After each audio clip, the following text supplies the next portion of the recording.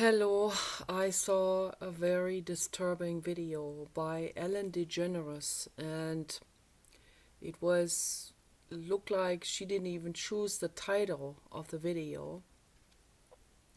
It looked like she was being forced to make this video. She was actually physically forced to make this video for Black Lives Matter. Like she's in support of Black Lives Matter and in support of the riots, in support of the violence and all of that, what's going on. That's what they were forcing her to do.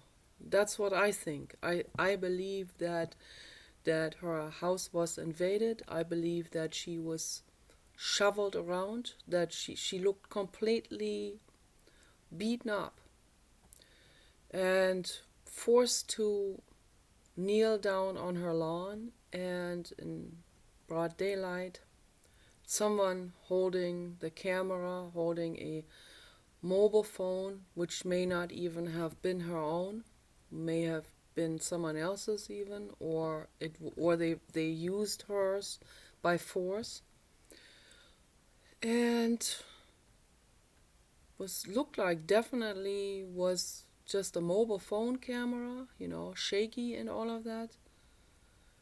And she was an absolute terror when she was making that video. I can see these things, I read the comments underneath. People were also kind of disturbed by that. But most people wouldn't go so far to assume that some violence was happening, or they wouldn't even dare. I think most people wouldn't even dare to come to such questions that I am coming to. I mean, when I saw that video, right away, this it was very frightening to me when I saw that.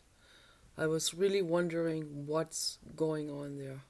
That cannot be. That is definitely not how deGeneres makes videos, for sure.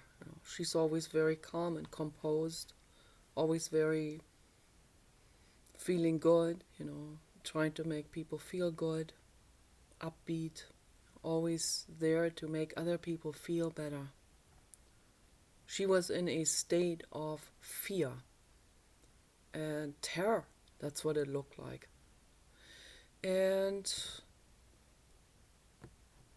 But I could see by the comments that other people were definitely wondering, but they didn't dare to ask those questions. What's actually happening? Did someone invade her house? Did someone force her to kneel down on her lawn? Because the person filming was standing towering over her, making her look like she was at the mercy of those people. And she was looking at them. She was looking not directly into the camera. She was looking at the people standing there filming her and the people next to the camera, and seemed like there were several people standing there.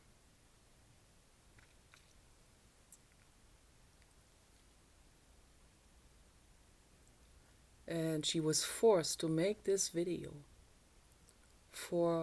in support of Black Lives Matter movement. And I know that deGeneres is a peace-loving person. She's for justice and peace. She would never support violence. That's not part of her philosophy. She is a person who wants all lives to feel good and be safe and happy. All animals, all humans. Okay? She's someone who does not think in terms of unempowerment or in terms of victimization. She would never tell someone, you are a victim. Quite the opposite. She'd tell someone, you're not a victim. She'd tell someone, you're empowered. You know, we support, you're supported, you're empowered. Okay. She stands up for women and for people of all colors.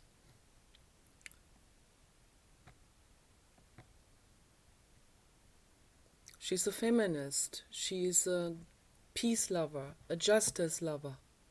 Okay?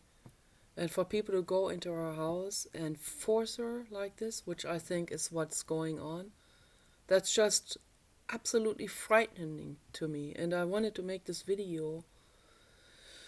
I will try to find the video again and put the link under my video, or in the I will put the link in the comment section when I find the video again, because I was absolutely shocked about this, and it absolutely terrified me. I became very depressed after that video, because I'm already depressed about what's going on, about the violence that's going on, the horrific violence let out on animals and innocent people, out of feelings of, feelings of unempowerment. And then the whole thing is being organized by the people behind stage, who are paid middlemen, who are organizing this. Okay, there are several instances. There are several middlemen instances.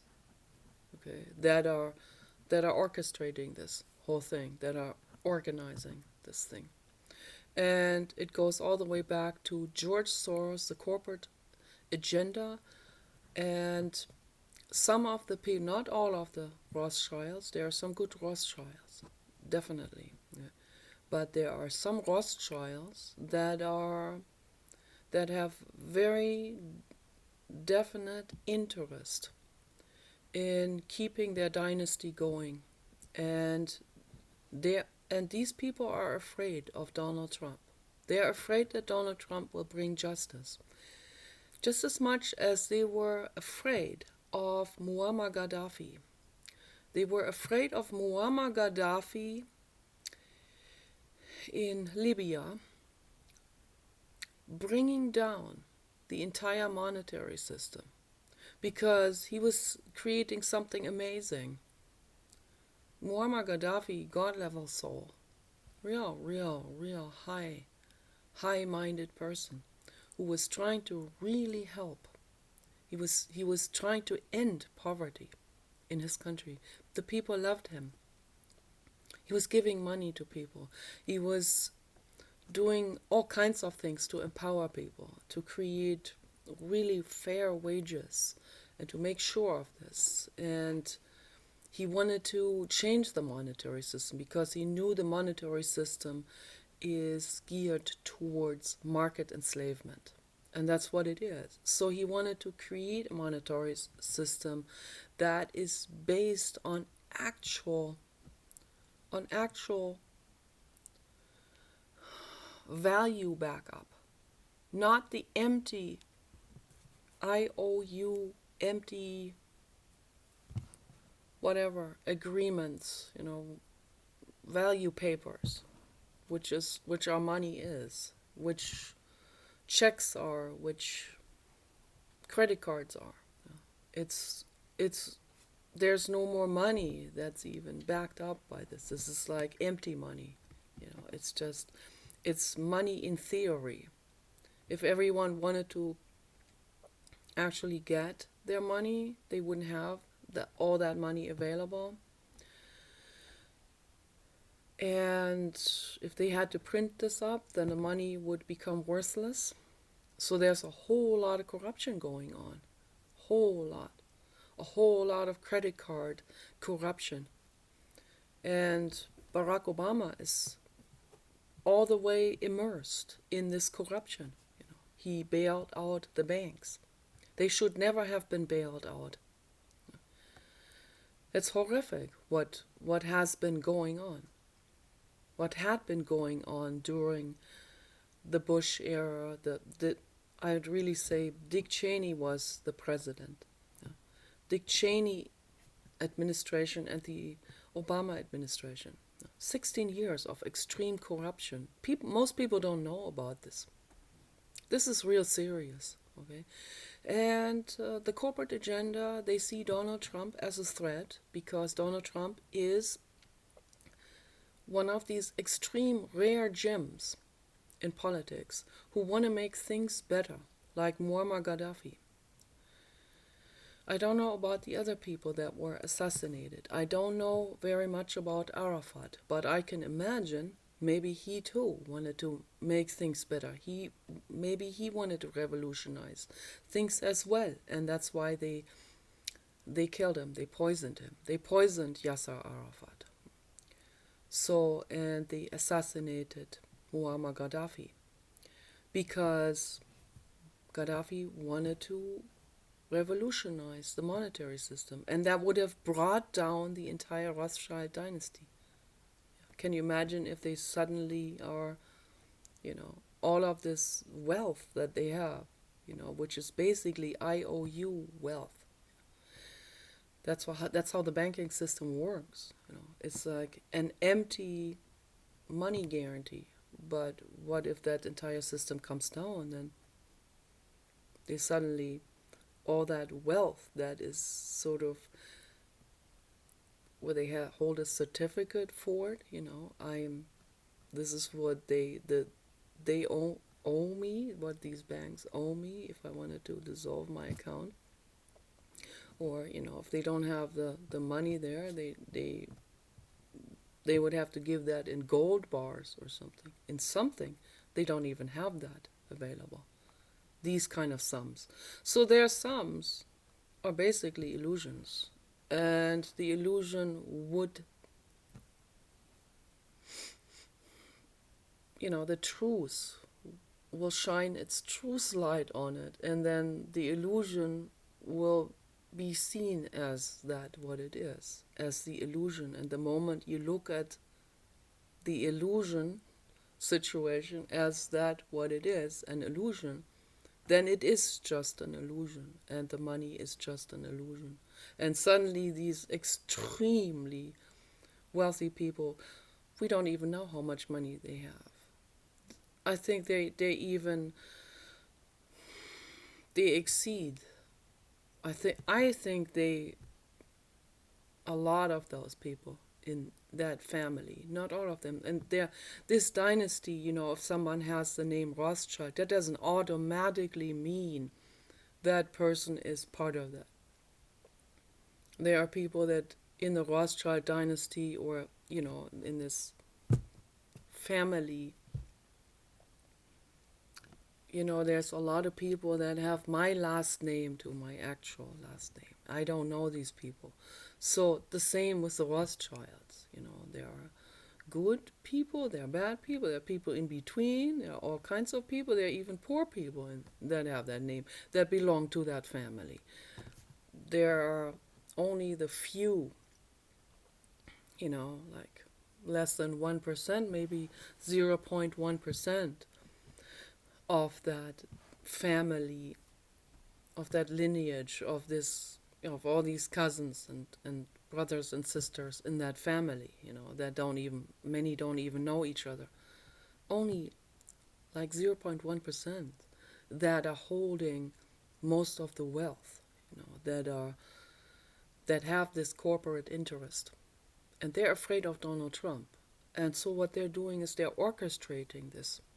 No.